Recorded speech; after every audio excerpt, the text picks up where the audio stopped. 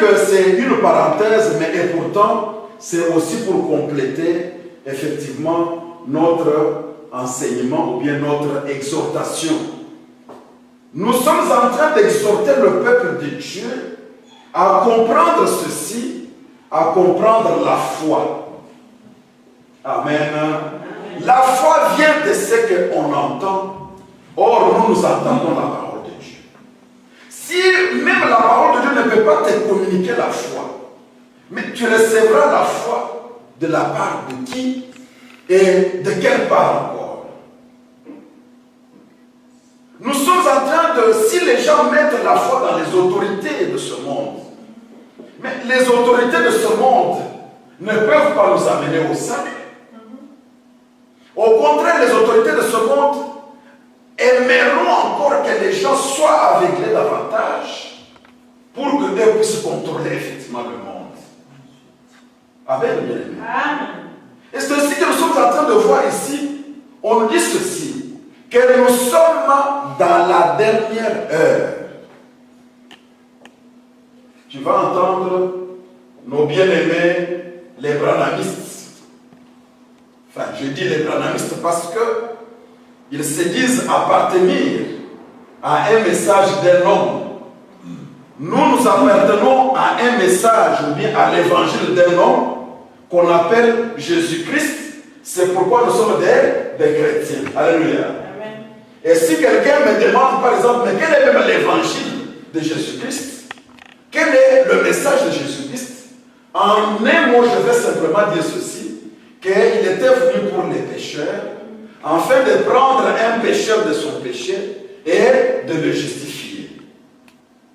Vrai ou faux, bien-aimé? Amen. Amen, hein? Amen. Il était venu pour les malades, afin de guérir les malades. Il était venu pour annoncer en quelque sorte la bonne nouvelle, c'est-à-dire, quel que soit ton péché, si simplement tu crois en lui, tu as la vie. Amen. Amen. Amen. Vous voyez, là c'est un message très clair. Je ne confesse pas un homme, je ne brandis pas le prophète, je ne brandis pas l'apôtre quelconque, parce que tous ces gens-là, aujourd'hui, ils ont reçu de la part de celui qui est venu nous sauver. Ils ont reçu cette grâce-là d'être ce qu'ils sont. Amen. Amen. Hein? Amen. Nous tous, nous avons reçu cette grâce-là d'être ce que nous sommes aujourd'hui. Or, le vrai pasteur, c'est lui. Le vrai apôtre, c'est lui. Le vrai prophète, c'est bien lui. Amen. Amen. Alors, maintenant, lorsqu'on trouve un autre groupe qui commence à nous présenter un homme, à savoir Kimba, alors on dit, ce sont des qui? Des Amen. Amen. Ce sont des Kimbandistes. Amen. Amen.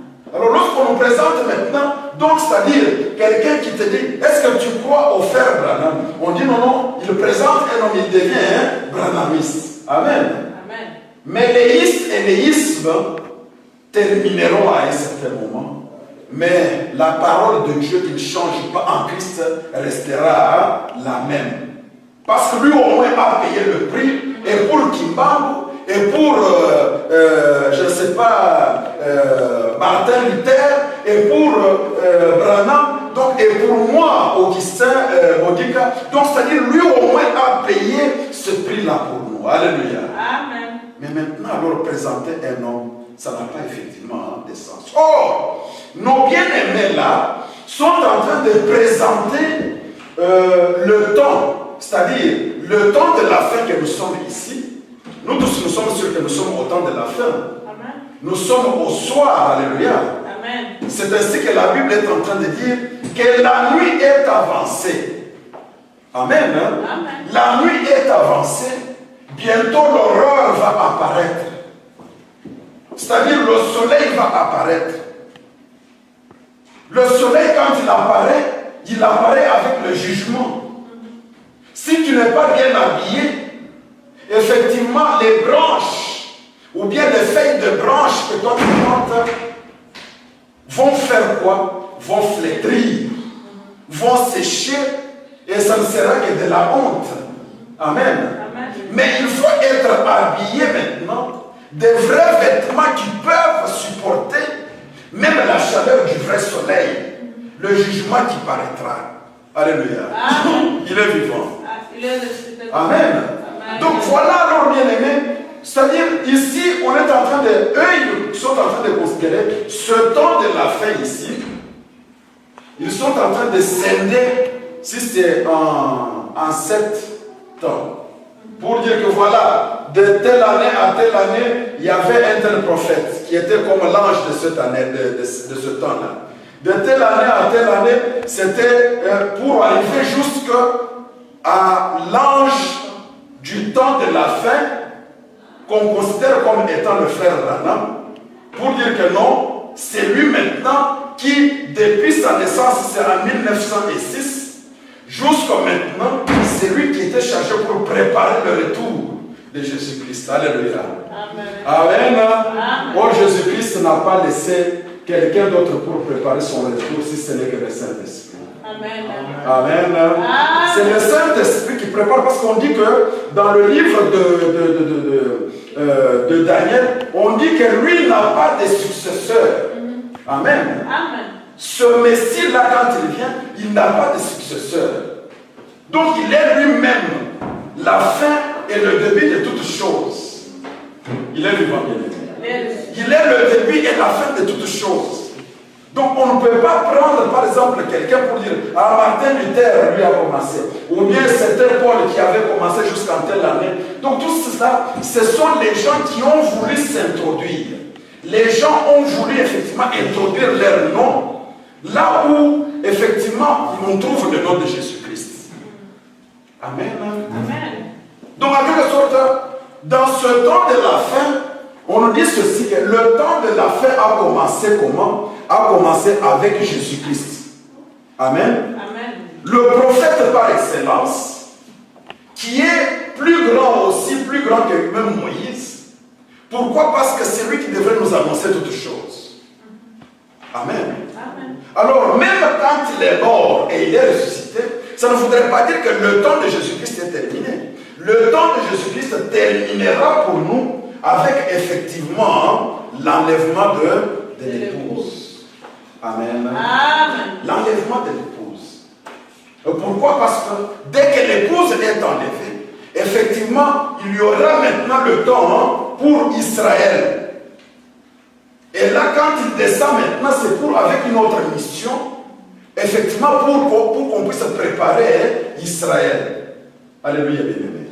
Donc, c'est-à-dire, dès qu'il a tourné le dos à Israël, ou bien Israël a tourné le dos à Jésus-Christ, donc Jésus-Christ s'est tourné vers nous les païens.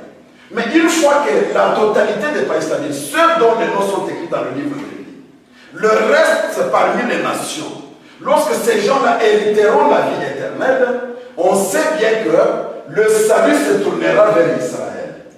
Amen. Amen. Quand le salut se tourne vers Israël, c'est-à-dire, ce n'est pas Jésus-Christ qui arrive directement. Dès que l'Église est enlevée et Jésus-Christ apparaît à Israël, non. Il y aura encore un temps où Israël doit écouter aussi l'évangile que nous prêchons ici. Amen. Amen. Amen. Voilà alors, tout ce temps-là, c'est toujours le temps messianique. Si on te demande par exemple, mais nous vivons quel temps aujourd'hui? Amen. Amen. Amen. Amen. Si on te demande, sœur Dorothée, que quel temps nous vivons aujourd'hui, il faut dire nous vivons le temps de la fin. Mais quel temps? Le temps messianique. Amen. Amen. Parce que le prophète, chaque temps est lié au prophète.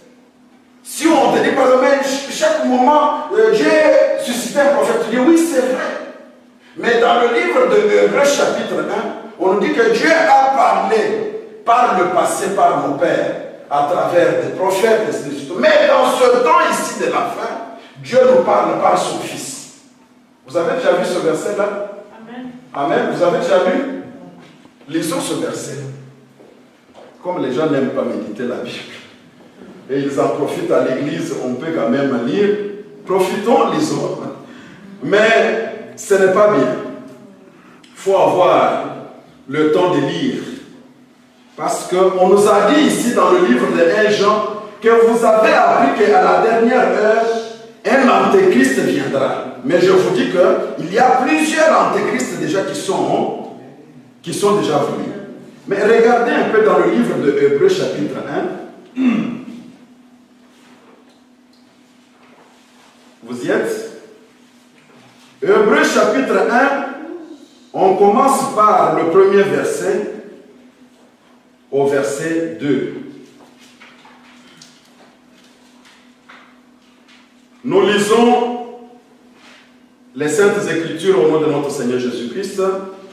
Après avoir autrefois, à plusieurs reprises et de plusieurs manières, parlé à nos pères par les prophètes, vous y êtes? Vous avez vu? Amen. Après avoir autrefois, Amen. à plusieurs reprises et de plusieurs manières, parlé à nos pères par les prophètes, Dieu dans ces derniers temps, alléluia, Amen. Dieu dans ces derniers temps nous a parlé par le Fils. Il l'a établi héritier de toutes choses. Par lui, il a créé l'univers. Le Fils est le reflet de sa gloire et l'empreinte de sa personne. Il soutient toutes choses par sa parole puissante. Il a fait la purification de péché et s'est assis à la droite de la majesté divine dans les lieux très hauts. Alléluia. Amen. Amen. Amen. Alors maintenant, si tu n'es pas bien informé, on va te dire, mais regarde ici, on a dit dans ces derniers temps au pluriel. Dans le verset là, on a dit dans ces derniers temps. Alors maintenant, eux vont profiter pour te dire, oui, voilà. C'est pourquoi nous te disons ici que du temps de Paul, du temps de Wesley, et Martin Luther étant aussi allemand, la Bible étant écrite dans la première langue, en dehors du latin, la première langue où on a traduit la Bible, c'était l'allemand. Alléluia. C'est Martin Luther. Alléluia. Amen. Donc, prendre cela pour te dire, mais voilà maintenant du temps de Paul, du temps de Wesley, du temps de Martin Luther, pour arriver maintenant jusqu'à au frère Branham. C'est faux et archi faux. Pourquoi? Parce que le temps de Jésus-Christ, les Paul, les Martin Luther et tous les autres travaillent dans le temps du Messie. Amen. Amen. Parce qu'il avait fallu que le Messie vienne pour racheter. Même les Paul est en train de dire que est-ce que vous êtes devenus malades ou quoi? C'est pourquoi vous êtes des charnels. Quand vous dites, ah, moi je suis des Togo. L'autre dit, ah, moi je suis des Thierry. L'autre dit, ah, moi je suis des Augustin. Mais est-ce que c'est Augustin qui était mort pour toi? Est-ce que c'est Togo qui était mort pour toi? Alors c'est pourquoi moi, Paul, je vous dis que vous êtes encore des charnels. Parce que moi, Paul, je ne suis pas mort pour vous. Je ne veux pas prendre cette dignité-là. Mais au contraire, au milieu de vous, moi, je ne prêche que Jésus-Christ qui est mort pour vous. Alléluia. Amen. Amen. Mais tandis qu'aujourd'hui, les gens sont en train de s'identifier dans les serviteurs de Dieu. Amen. Amen. Sont en train de s'identifier. Non, moi, je suis l'éternel. Au lieu de dire, nous sommes dans la parole. Amen. Parce que tant que cette parole ne passera pas, moi aussi je ne passe pas non plus. Les gens risquent d'être scandalisés le jour où peut-être l'homme de Dieu là peut tomber dans le péché. Et il va dire même les choses de prier, ne m'en parlez même plus. Il risque même de jeter la Bible parce que l'homme de Dieu est tombé. Non, bien-aimé, c'est la parole qui change. Point. Alléluia, bien-aimé. C'est la parole ici qui nous passe. Attachons-nous à la parole de Dieu. J'ai parlé avec un bien-aimé qui me dit que, mais pasteur, avant que je me donne dans cette église, je suis resté d'abord dans la ville où je suis. Je suis resté 5 mois en train de faire la prière, que le Seigneur puisse m'orienter. Alors, le pasteur ici, pour que je m'attache à lui, quand je partageais avec lui, je sentais quand même qu'il a un langage proche de mon langage. Mais un prophète est venu de Kinshasa et le prophète là a commencé à prêcher. Et quand il prêche, il est en train d'encourager les sœurs. Vraiment, vous les mamans, tenez-vous debout. L'église doit être vraiment soutenue par vous les mamans. Et c'est surtout ça. C'est simplement quand vous allez commencer à prêcher, à faire ceci, que effectivement l'église va se tenir debout. Et juste après, quand le prophète est parti, il a compris, le langage a commencé à changer dans cet homme de Dieu qui était comme l'ange de cette église. Alléluia. Amen. Il n'a pas compris. Il a été scandalisé. J'ai dit, bien aimé, même quelqu'un peut dire quelque chose. Si cela ne vient pas du fond de son cœur, il veut par exemple faire plaisir à toi pour te dire que non, moi aussi je crois ainsi. Mais d'où est-ce que lui, pour te croire ainsi, où est-ce que lui a appris cette chose-là? On ne peut pas croire à la parole de Dieu du jour au lendemain. Non. C'est-à-dire pour que tu puisses croire, on t'a prêché aussi. Tu as posé des questions et tu as vu que la chose est vraie. Mais lui, peut-être, on ne lui avait jamais parlé de ces choses. Et aujourd'hui, il est devenu pasteur. Il veut parler aussi de la sainte doctrine que lui-même n'a jamais été enseigné. Amen. Amen. Or, on dit ceci, que nous sommes la dernière heure. Si on dit alors nous sommes dans ce temps de la fin. Mais déjà, du temps même des apôtres, les apôtres sont en train de dire aux gens que nous sommes dans la dernière ère. Mais toi, tu es en train de scinder le temps messianique, de le diviser en 7. Pour dire, ah, ça a commencé avec Paul, ça a commencé avec Martin Luther. Mais déjà, du temps même où les gens vivaient, ils disaient aux gens que nous sommes dans la dernière ère. La dernière ère de quoi? La dernière heure du temps de la fin. Ce n'est pas la dernière ère des temps de la fin, mais la dernière ère du temps de la fin. Parce qu'il n'y a qu'un seul temps où effectivement Christ est le Messie. C'est pourquoi vous avez vu, lorsqu'on lui a donné le rouleau pour lire, on a donné à Jésus-Christ dans la synagogue, on lui a donné le rouleau pour lire, il dira ceci, que je suis venu pour pouvoir proclamer 2 années de grâce. Pour pouvoir proclamer 2 années de grâce, 5 années de grâce. Amen. Amen. Amen. Dieu m'a oint pour pouvoir proclamer 1 année de grâce. Amen. Ce n'est pas 2 ans. Or, 1000 ans, c'est comme 1 an. 1 an aux yeux de Dieu, c'est comme 1000 jours. Amen. Donc, mais lui dit ceci que Dieu m'a oint, c'est-à-dire, pour être Messie, Dieu l'avait oint. Il a répandu le Saint-Esprit et la plénitude du Saint-Esprit sur lui. Vrai ou faux de lui-même. C'est pourquoi il dit, Dieu m'a oint pour venir proclamer 1 année de grâce. Alors, 1 année de grâce, et toi tu es en train de diviser 1 année de grâce du Seigneur en 7 tomes. Ça n'a pas de sens. C'est 1 année de grâce, c'est-à-dire depuis que Christ a commencé à proclamer cette bonne nouvelle-là, jusqu'à ce que le Saint-Esprit continue l'œuvre, parce que le Saint-Esprit c'est Jésus-Christ lui-même. Amen. Amen. Ce n'est pas le remplaçant de Jésus-Christ. Ce n'est pas l'Esprit de Jésus, mais c'est Jésus-Christ lui-même parce qu'il n'a pas de successeur. Et tout ce que les autres maintenant viennent faire, les 5 doigts qui sortent de cette main-là de Dieu, ne sont que le prolongement du travail de Christ lui-même. Amen. Amen. Amen. C'est simplement le prolongement de ce que Christ est en train de faire à travers son esprit. Donc on ne voit pas aujourd'hui Pasteur Augustin, mais on voit Christ qui parle. Si tu reçois le message d'un serviteur de Dieu établi comme étant le message de l'homme, tu es dans l'erreur. Mais si tu le prends que c'est Christ qui est en train de me parler à travers cette personne, parce que c'est l'Esprit de Christ effectivement qui parle.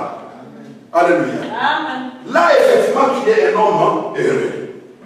Voilà, en quelque sorte, bien aimé, c'est cette erreur que nous devons effectivement éviter. Pourquoi? Parce que dans le livre de 1 Jean que nous avons lu, on nous a dit qu'il y a plusieurs antéchrists qui sont déjà venus. Il y a antichrist et antéchrist. Vous comprenez la différence? Antichrist, l'esprit. Antichrist, ou bien quelqu'un qui est antichrist, c'est-à-dire celui qui est anti, contre. Vrai ou faux, bien aimé? Non, le Satan est antichrist. Amen. Mais antéchrist, c'est quoi? Antérieur, anté, c'est-à-dire antérieur.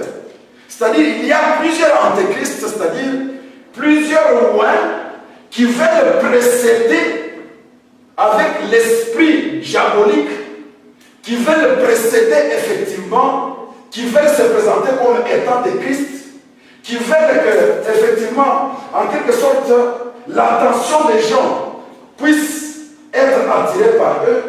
En quelque sorte, au lieu que les yeux des gens dans ce temps de la fin soient effectivement dirigés vers Christ, mais elle maintenant, il précède Christ. Alléluia. Il précède Christ pour qu'avant même que la gloire soit manifestée, que eux deviennent effectivement l'espérance de ces gens-là. Amen. Amen. C'est pourquoi alors, dans ces églises-là, on cite beaucoup plus le nom des gens plutôt que le nom de Jésus-Christ.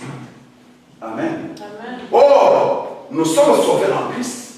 Mais si alors on commence à citer beaucoup l'homme, ou bien les hommes plus que Christ, c'est-à-dire ces hommes-là ont précédé la gloire qui devrait être en Christ, ces hommes-là, poussés par l'esprit d'égarement, ils ont précédé effectivement la gloire. Qu'est-ce que les gens vont encore espérer? Parce qu'ils vont espérer en Christ. Pourquoi?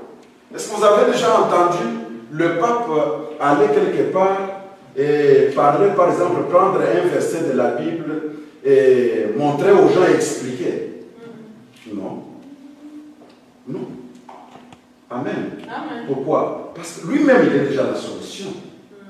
Comme il est arrivé dans la terre promise, en Palestine, il dit non, non, en tout cas, je pense que nous allons trouver maintenant la solution en Palestine, entre Palestine et Israël. Mais ce n'est pas que la solution vient de Christ.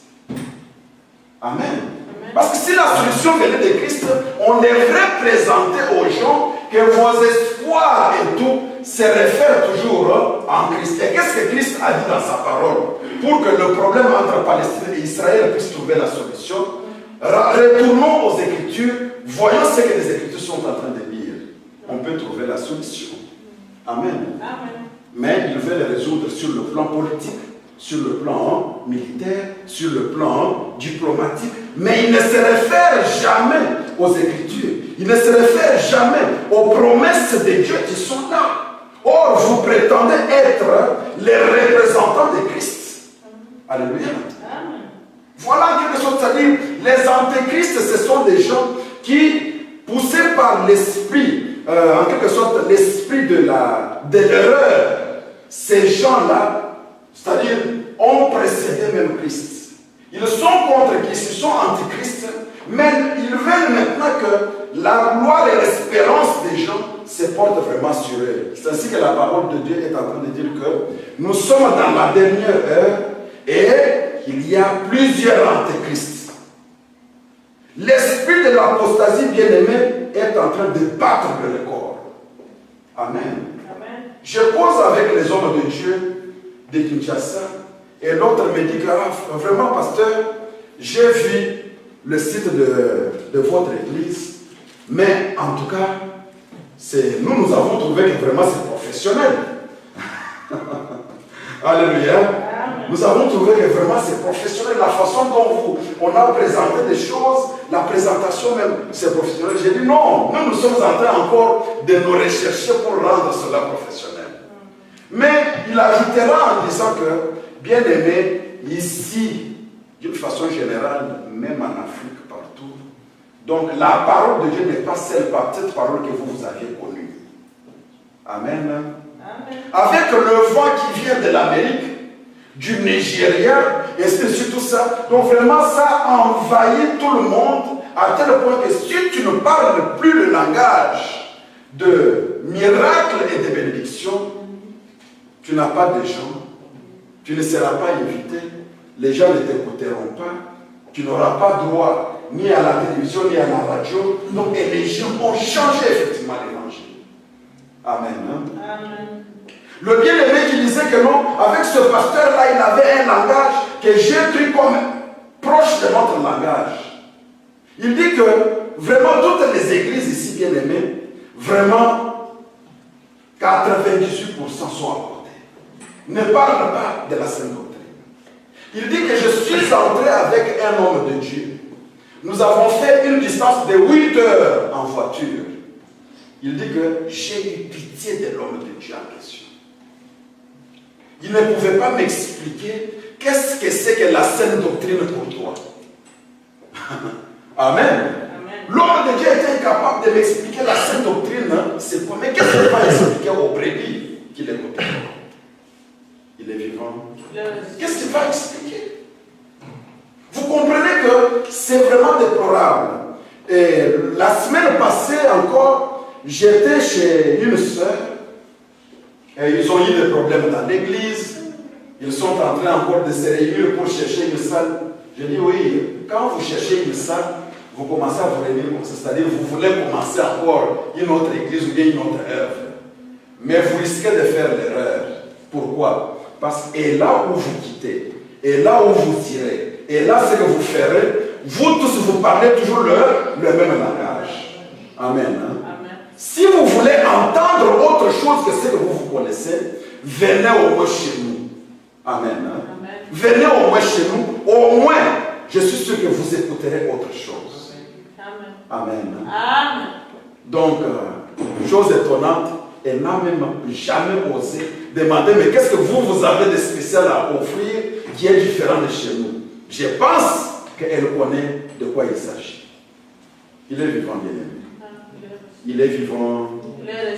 Donc, on dit que nous sommes dans la dernière heure. C'est l'heure de se réveiller enfin du sommeil. Amen. Amen. C'est la dernière heure. C'est l'heure de se réveiller du sommeil. Et puis on dit, il y en a qui ont quitté au milieu de nous, qui sont sortis du milieu de nous. Il dit que non, c'est simplement parce qu'ils n'étaient pas des nôtres. Amen. Amen. Ils n'étaient pas des nôtres. Parce que s'ils avaient été des nôtres, ils seraient restés au milieu de nous. Ah, quand j'avais trouvé ce passage-là, ça m'avait beaucoup réconforté. Il est vivant. Il est vivant. Vous savez une seule chose, bien-aimés, ce n'est pas de l'orgueil, mais je vous dis franchement une seule chose, que si nous sommes un dans la parole, si la parole que nous prêchons te donne la joie, si tu entends au-dedans de toi quelque chose qui bouge au-dedans de toi, tu es un homme heureux, tu es une femme heureuse. Mais si la parole que nous prêchons te trouble, à tel point qu'elle donne même l'envie de pouvoir te décourager, vraiment il faut simplement comprendre que tu n'es pas vraiment des nôtres. Alléluia. Amen. Parce que si la parole donne la tristesse, et la tristesse amène quelqu'un à la repentance, gloire à Dieu. Amen. Amen. La tristesse qui amène quelqu'un à la repentance, à pleurer pour Dieu, là c'est autre chose. Vous savez, toucher à l'argent, toucher à l'être, c'est quelque chose qui frappe, qui décourage les gens. Mais, chose dommage, je tombe sur l'autre bien-aimé qui dit que, parce qu'il y avait une sœur qui m'avait dit que mais l'église dont tu as parlé là, qu'ils ont quelque chose de 56 000 ou bien quelque chose comme ça, essaye un peu de vérifier, est-ce qu'ils ne reçoivent pas des dons de la part de certaines associations, par exemple. Alors un jour, le Seigneur avait permis que je parlais avec la personne concernée au téléphone. J'ai posé aussi cette question-là. Mais la réponse m'avait beaucoup surprise. Elle dit ceci, que chez tout, alléluia, amen, amen, hein, amen. Chez tous les gens de l'éternel est bon, c'est-à-dire en français, l'éternel est bon, c'est-à-dire Zambé Malam. En lingala, on dit que même en Afrique, si tu y vas, on n'a pas besoin, ces gens-là n'ont plus besoin encore de parler, de donner et de financer. Amen. Amen. Moi, ça m'étonne. La personne dit que ça m'étonne d'entendre d'autres églises, même en Afrique, là, on dit, oh, nous mettons ici, si c'est simple panier, tout ça. Mais si tu vas chez l'Éternel, est bon, tout le monde a compris. Que tu travailles ou que tu ne travailles pas, donc tout le monde a compris et il vient aussi avec la joie pour donner, c'est-à-dire que ce soit une enveloppe, que ce soit dîme ou des choses comme ça. Donc, c'est-à-dire, en tout cas, on n'a jamais forcé de ce côté-là. En quelque sorte, je voulais appuyer cela pour dire ceci. C'est le problème de comprendre. Amen. Hein? Amen. Lorsqu'on touche un point des Saintes Écritures, bien que tu es en train de le lire, on dit bien que tu ne peux pas venir devant l'Éternel les mains vides. On dit bien que, par exemple, il faut donner la dîme, mais c'est surtout ça. On dit bien par rapport à l'habillement. Mais quelque part, que ce soit même les ornements, on touche à ces choses-là, c'est-à-dire, ça te fait mal. Au lieu de te rendre triste pour te conformer aux Écritures, sache bien que tu n'es pas des nôtres. Alléluia. Ceux qui sont des nôtres, ce sont ceux qui ils se rabaissent par rapport à la parole de Dieu. Alléluia. La parole de Dieu devient notre absolu. Ceux qui sont des nôtres, quand ils écoutent la parole de Dieu, ils ne peuvent même pas murmurer parce que tu y as lu la parole de Dieu. Ce n'est pas l'homme qui a prêché. Et c'est pourquoi vous voyez par exemple aujourd'hui, les gens veulent se conformer pour plaire. Je suis invité dans une église, je ne peux plus encore lui parler librement, je dois me contrôler, il y a par exemple des limites, alors mieux vaut ne pas même m'inviter. Amen. Parce que si tu reconnais que je suis un serviteur de Dieu, mais laisse le serviteur de Dieu parler selon ce que Dieu a mis dans son cœur. Amen. Amen. Nous ici dans cette église, nous n'avons pas peur que quelqu'un parle librement.